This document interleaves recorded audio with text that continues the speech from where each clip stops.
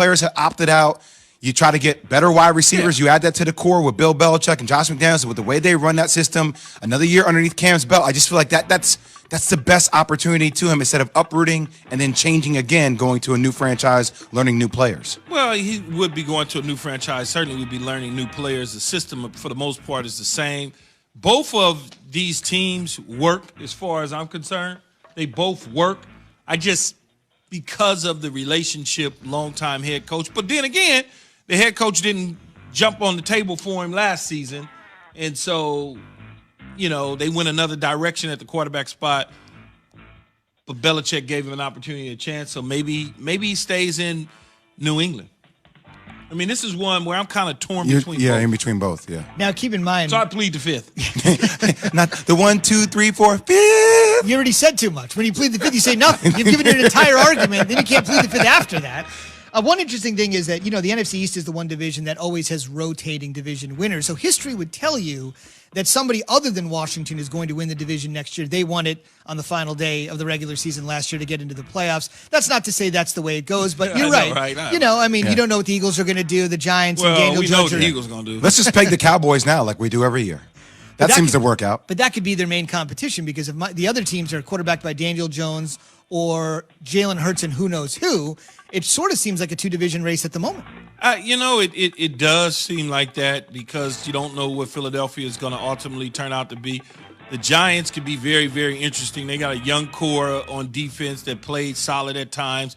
Daniel Jones, the book is still out on him, but he didn't play awful. He didn't play great. He just was a guy underneath the center at times. I think if the Giants didn't rush him back instead and allow Colt McCoy to kind of play that game that they wind up losing, they win that game with Colt McCoy, they're in the playoffs, and they're in the playoff hunt. Instead, they had to depend on Philadelphia to help them get in, and it didn't work out the way that they thought.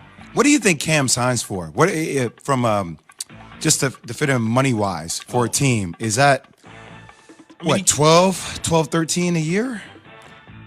Right? I think you sound like a 2-year, maybe a 3rd-year team option. Yeah, I think he will get not necessarily starter money, but the bottom tier starter type money, bottom of the starter money for guys. With a lot of incentives. With some incentives, if you stay healthy, if you likely to be earned incentives. I mean, that's one of the things a lot of people don't talk about. This is the first year we saw Cam healthy for an entire year. I mean, it was good to see him on the field. I mean, with the exception of COVID, obviously. It was good to see him not have other lingering injuries. Yeah, it's really amazing how in many cases, and we're going to get Jay a witness here to help his cause. 2019.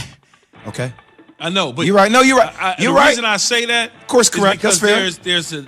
there's this narrative out there about Cam that he's like injury prone.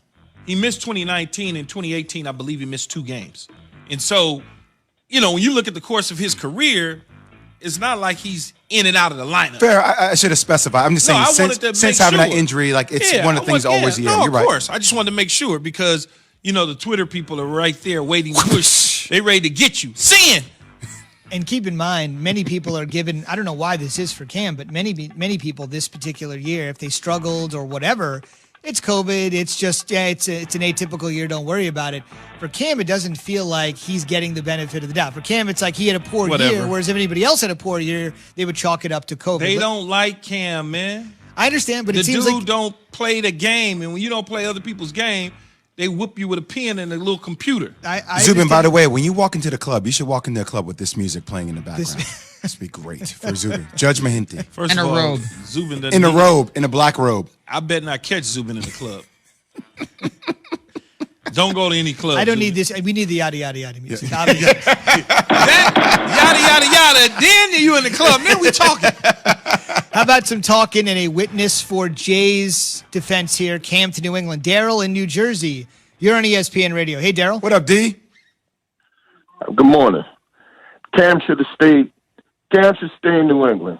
There's no way he's supposed to go anywhere else. He should have stayed right in New England. He wouldn't be good in Washington. Anybody you would have put in that situation in New England right now, they wouldn't have.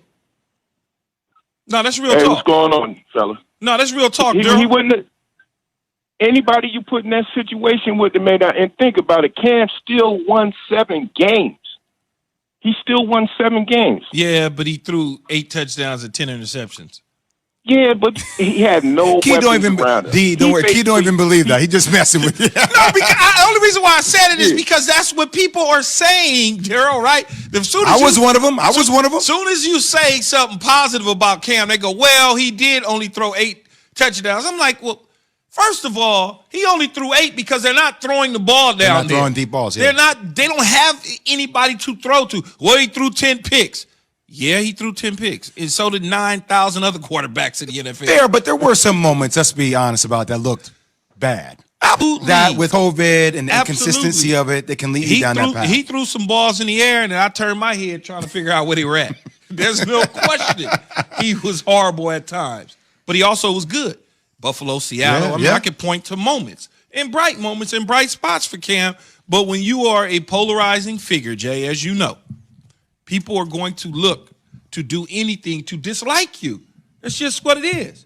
But guess what? They keep watching him, and they keep paying attention to him, and they keep talking about him. Yep. That's what happens. We'll see. And if Belichick wants you, I don't think there's anything more that you need for an endorsement if indeed they are going to be back together. And as Jay said, the best coach in the NFL today and the best coach in NFL history wants something to do with you. That should probably tell you something about what this guy has left. Keyshawn J. Will Zubin, presented by Progressive Insurance, making it easy to bundle your home and car insurance. All guests on the Goodyear hotline continue to pile in with your witnesses. Give us a call, 888-SAY-ESPN, 888-729-3776. We'll send it to the jury a little later this morning. Compelling arguments for both sides. And if it means anything, I know we're just having the discussion. Last year, Cam had essentially one suitor of the 31 other NFL teams.